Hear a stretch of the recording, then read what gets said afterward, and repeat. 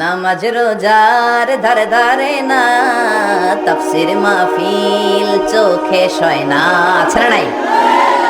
কপাল পোড়া। মমতাজের গান ভাল লাগে, নৃত্যানুষ্ঠান ভাল লাগে, দুম্মা চলে ধুম ভালো লাগে, কোরআন খুলে খুলে তাফসির করবে, ছেলেগুলো মাদকাসক্ত না হয়ে কোরআন আসক্ত হবে, এইটা ভালো লাগে না। এরকম আবু নাসর আশরাফি বাংলার ঘরে ঘরে যত জন্মাবে ততই মানুষ আলোকিত হবে, ঠিক কিনা? ততই মানুষ জান্নাতের দিশা পাবে, জোরে বলেন ঠিক কিনা? বাংলার ঘরে ঘরে এরকম আবু নাসর আশরাফি আল্লাহ দান করুক, পড়ে না আমিন। যে দেশে আলেমদের কদর নাই ওই দেশে আলেম জন্মায় না। যে দেশে মুফাসসিরে কোরআনের কদর নাই ওই দেশ থেকে মুফাসসিরে কোরআন আর প্রডিউস হবে না। যে দেশে মুফাসসিরে কোরআন কেঁদে কেঁদে সময় কাটায় ওই দেশে আর এরকম বিশ্ববরেণ্য মুফাসসির আসবে না, জোরে বলেন ঠিক কিনা? যে দেশে বিশ্বকাপানো হাফেজে কোরআনদেরকে রেড কার্পেট রিসেপশন দেয়া হয় না ওই দেশে হাফেজে কোরআন জন্মাবে না। তো ক্রিকেটাররা গোটা বিশ্বে বাংলাদেশের মান উঠালো, হাফেজে কোরআনরা কি বিশ্ব দরবারে বাংলাদেশের পতাকাকে উঁচু করে নাই? আপনি ক্রিকেটারদের জন্য রেড কার্পেট রিসেপশন দিলেন, লাল গালিচার সংবর্ধনা দিলেন, নাজমুল সাকিবকে হাফেজ জাকারিয়াকে লাল কার্পেটের সংবর্ধনা না দেন, একটা লাল গোলাপও তো হাতে দিতে পারতেন, হাতে দিয়ে পিঠে একটা চাপড় দিতে পারতেন আর বলতে পারতেন শাবাশ নাজমুল সাকিব, তোর মতো হাফেজে কোরআন আমার ঘরে ঘরে দরকার, জোরে বলেন ঠিক কিনা? এজন্য যে দেশে আলেমের কদর নাই আফটার টাইম বিং আলেম আসবে না। যে দেশে মুফাসসিরে কোরআন জেলের ভিতরে কাঁদে মুফাসসিরে কোরআন আর আসবে না, জোরে বলেন ঠিক কিনা?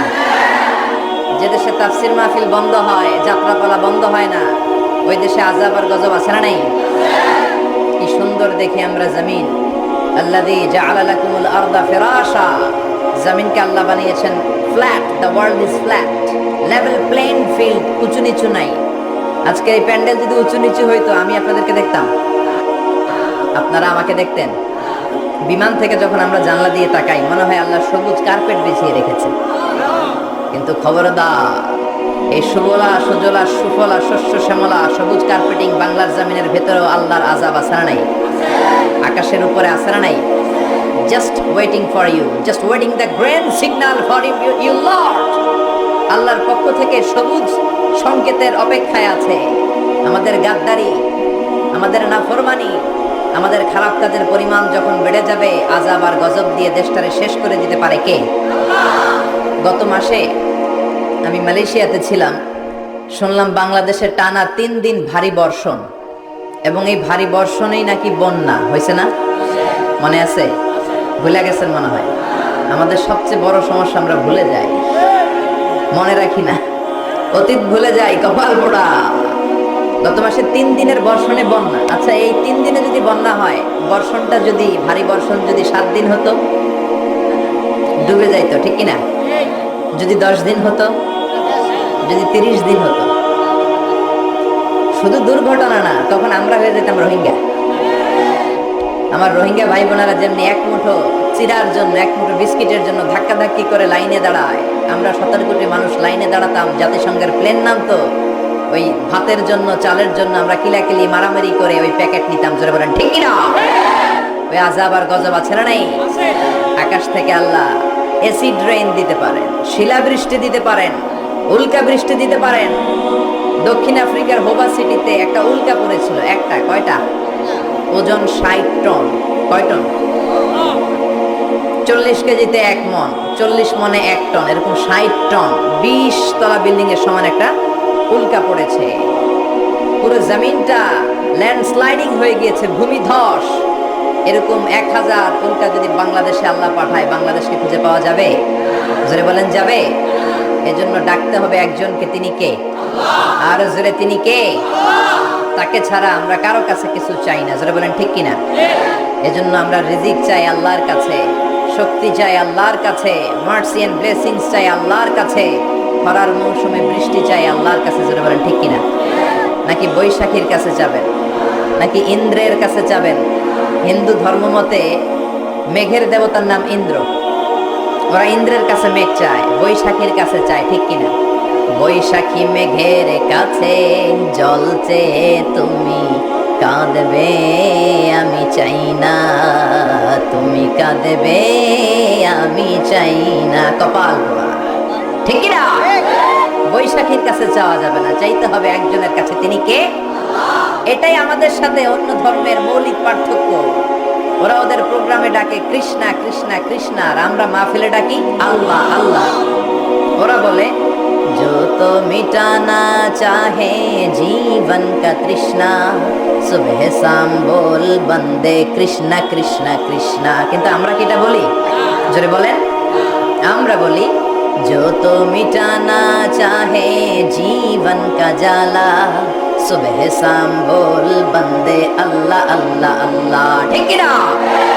जो तो मिटाना चाहे जीवन का तृष्णा, যে মিটাতে চায় জীবনের তৃষ্ণা। সুবহে মানে সকালে, শাম মানে সন্ধ্যা, বল বান্দে বান্দা তুমি বলো কৃষ্ণা কৃষ্ণা কৃষ্ণা। এটা হিন্দুরা বলে, ঠিক কিনা? আমরা বলি যত মিটানা চাহে, যে মিটাতে চায় জীবন কা জ্বালা, জীবনের জ্বালা। সুবহে শাম, সকাল সন্ধ্যা, বল বান্দে বান্দা তুমি বলো, কি বলো? আল্লাহ আল্লাহ আল্লাহ। পড়েন আল্লাহু আকবার। আল্লাহ আমাদেরকে সঠিক বুঝদান করুক, আমরা পড়ি আমিন। আমাকে আপনারা রেখেছেন প্রধান মুফাসসির, আপনাদের শুকরিয়া। বিশেষ অতিথি জনাব ASM শাহিন মজুমদার, সভাপতি আলহাজ মোহাম্মদ আলমগীর কবির মজুমদার, সভাপতি আসছে মাশাআল্লাহ। সঞ্চালনায় হাফেজ মাওলানা জাকির হুসাইন, তত্ত্বাবধানে শাহজাহান সেলিম। ইসলামী সঙ্গীত পরিবেশন করেছেন কুমিল্লার বিখ্যাত শিল্পী গোষ্ঠী প্লাবন সাহিত্য ও সাংস্কৃতিক সংসদ। এত বিশাল প্রোগ্রামে আসতে পেরে আমরা খুশি না বেজার? অনেক মানুষ হয়েছে, এজন্য আলোচনা হবে কম, যাতে কষ্ট কম হয়। বিশ্বনবী এগুলো খেয়াল রাখতেন। বিশ্বনবী ওয়াজ করতেন যখন মানুষ কম, ওয়াজ লম্বা, মানুষ বেশি, ওয়াজ কম। সুবহানাল্লাহ পড়েন। তো এই ওয়াজে যাওয়ার আগে আমরা তাকবীর দিব। তাকবীর দিলে খুশি হয় কে? আল্লাহর নামের 3টা তাকবীর দিব, তারপরে সূরা আল হুজুরাত থেকে কথা শুনব। সময় কম, কথা বেশি, এজন্য সময় নষ্ট না করে আমি সূরাতুল হুজুরাতের প্রথম একটি আয়াত তেলাওয়াত করেছিলাম আমার খুতবায়, সেখান থেকে প্রামাণ্য আলোচনা আমরা শুরু করব। চিল্লায় পড়েন ইনশাআল্লাহ। তার আগে তাকবীর দেব, জোরে না আস্তে? কত জোরে? যত জোরে পারি, ঠিক কিনা? আমি পড়বো লিল্লাহে তাকবীর, আপনারা আল্লাহু আকবার গলা ফাটিয়ে। অনেক জায়গায় বিবাহিত অবিবাহিত ভাগ করে দেই, আজকে আর না দিলাম। আজকে গত বছর দিছিলাম, আজকে সবাই মিলে আমরা দিব এক একটা তাকবীর, যাতে প্যান্ডেল স্টেজ কেঁপে যায়। রাজি আছেন তো? লিল্লাহে তাকবীর। না, কাঁপে নাই, কাঁপাতে হবে তো, কাঁপাতে হবে। এত জোরে তাকবীর দিব যাতে কেঁপে যায়। লিল্লাহে তাকবীর। এবার কাঁপছে, আরো কাঁপাতে হবে। লিল্লাহে তাকবীর। আল্লাহ স্লোগানগুলোকে তুমি কবুল করো না, পড়েন আমিন। আর জোরে পড়েন আমিন। আমরা ফর্মালি আল্লাহকে থ্যাঙ্কস জানাচ্ছি, শুকরিয়া জানাচ্ছি যে চমৎকার একটি পরিবেশে আল্লাহ তাআলা আমাদেরকে একত্রিত করেছেন। এজন্য প্রাণ খুলে আমরা পড়ি আলহামদুলিল্লাহ। সবাই আওয়াজ করে পড়েন রব্বানা লাকাল হামদ হামদান কাসীরান তাইয়িবান মুবারাকান ফীহি ইয়া রাব্বি লাকাল হামদু কামা ইয়ানবাগি লিজালালি ওয়াজহিকা ওয়া আযীমি সুলতানিকা লাকাল হামদু বিল ঈমান লাকাল হামদু বিল ইসলাম লাকাল হামদু বিল কুরআন। আমরা যে সূরা থেকে কথা শুনবো, সূরাটার নাম সূরা আল হুজুরাত। কি নাম?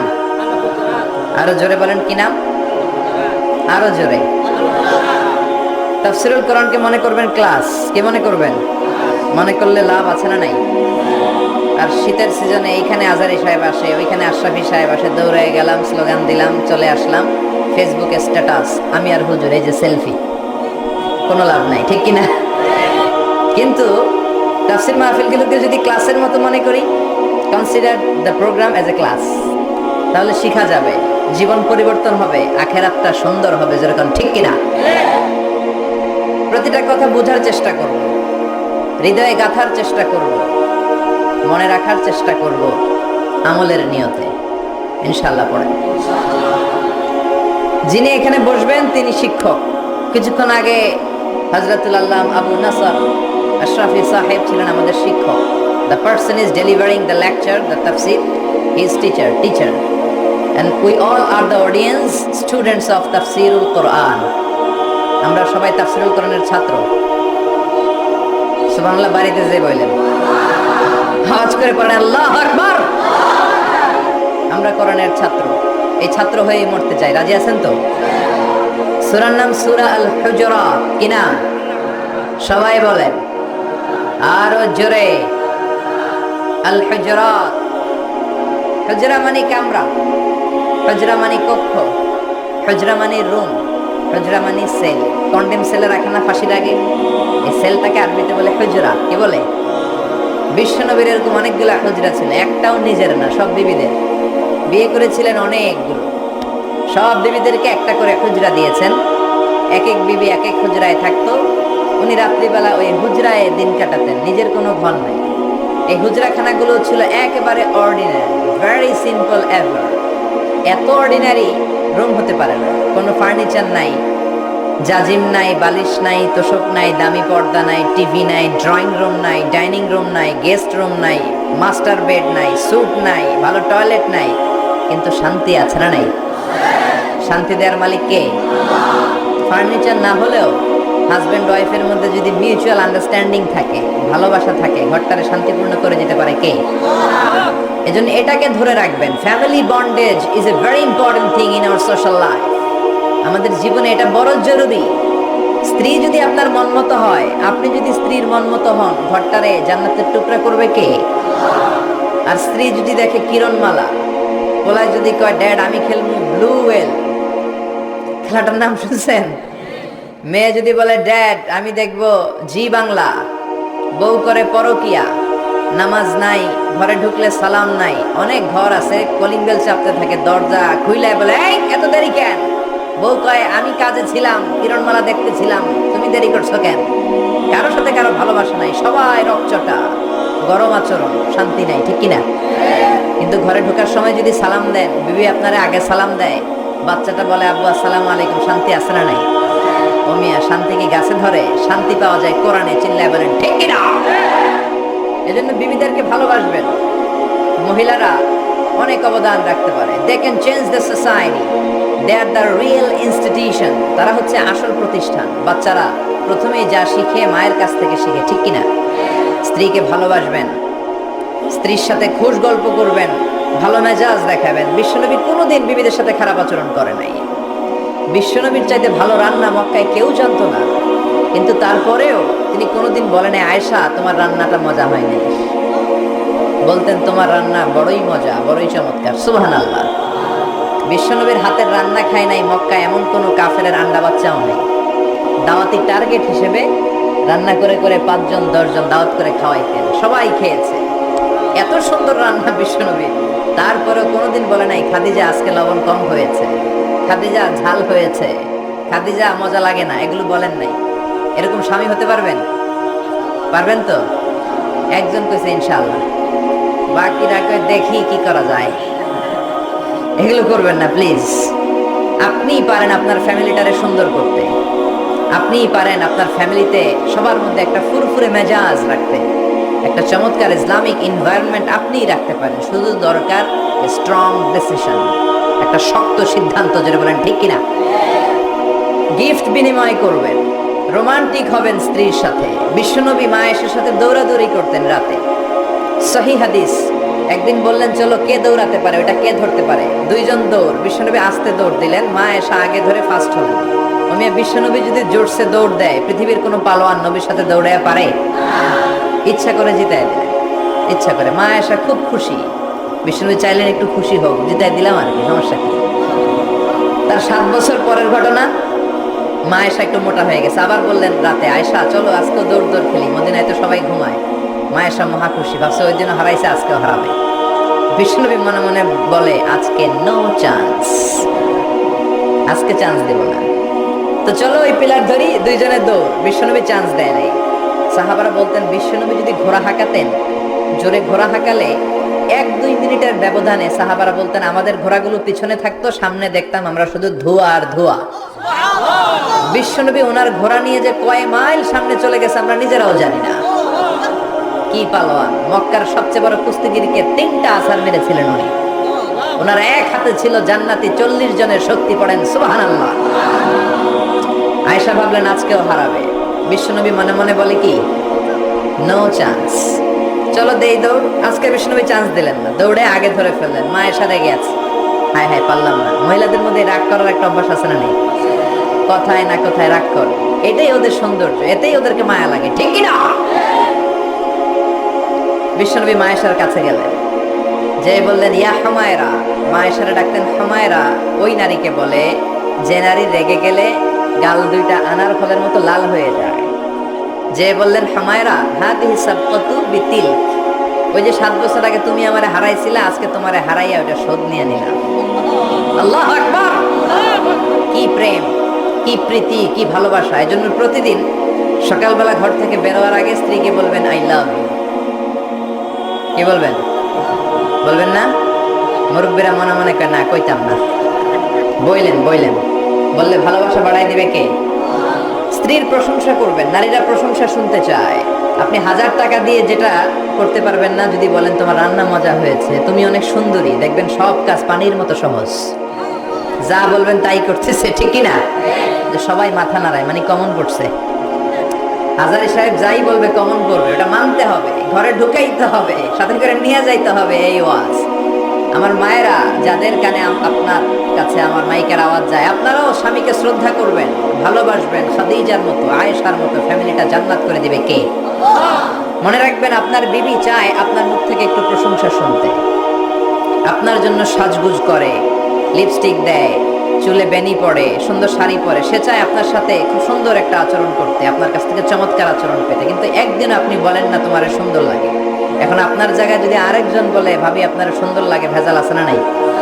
কথা বোঝার চেষ্টা করবেন। যেটা বলবেন আপনি, আপনার বিবি, মোহর দিয়ে আপনি তাকে রাজকুমারী করে ঘরে আনলেন, একদিনও বললেন না তুমি সুন্দরী, তুমি অনন্যা, তুমি সুস্নিগ্ধা, তুমি সুহাসিনী, সুকেশিনী, অসূর্যম পর্ষা, মেঘ কালো কেশ, কাজল কালো চুল, হরিণের মতো ডাগর ডাগর তোমার দুটি চোখ। একদিন আপনি বললেন না। বলে আপনার ছোট ভাই, ভাবি তোমার যে যা লাগতাছে, ভেজাল আছে না নাই? এজন্য আপনার বলা দরকার, আপনিই বললেন। বলবেন তো? প্রশংসা করতে রাজি আছেন? ওয়াজ শুনে এক লোক খুব মোটিভেটেড হয়েছে, খুবই বেশি ইনফ্লুয়েন্সড হয়েছে যে আজারি সাহেব বলছে প্রশংসা করতেই হবে। তো ওয়াজ শুনে বাড়িতে যাওয়ার পরে এই গল্পটা করে আমি তাফসীর শুরু করব। বাড়িতে যাওয়ার পরে খাবার খেতে শুরু করেছে, গরুর গোশত দিয়ে খাচ্ছে। বিবিও ডাইনিং টেবিলে বসে ভাত দেয়, গোশত দেয়, হাজবেন্ডও খায় আর মিট মিট হাসে। বিবি বলে, এই রাত বাজে 12টা, ওয়াজ শুনে আসছো ভালো কথা, খাইতেছো, হাসো কেন? হাসো কেন? খবরদার বউয়ের সামনে কখনো মিটি মিটি হাসবেন না, ভেজাল আছে। হাসো কেন? স্বামী বলে, হাসি কারণ হচ্ছে তোমার গরুর গোশতটা আজকে এত মজা হয়েছে না, আমার জীবনে এত মজার গরুর গোশত কোনোদিন খাই নাই। গরুর গোশত মজা হয়েছে শুই না বিবি তো তেলে বেগুনে জ্বলে উঠছে। কি গত 10 বছর ধরে তোমার রান্না করে খাওয়াইলাম, একদিনও রান্নার প্রশংসা করলা না, আর আজকে পাশের ঘরের ভাবি এক বাটি গরুর গোশতের তরকারি পাঠাইছে। ওই ভাবি এক বাটি তরকারি পাঠাইছে, এই জন্য রাত্রে আর রান্না টান্না চুলায় বসাই নাই, ওই তরকারি দিয়ে খাবার দিছি। ওই বেটির রান্না তোমার এত ভালো লাগছে? খাও জন্মের খাও, আর রান্ধুম না।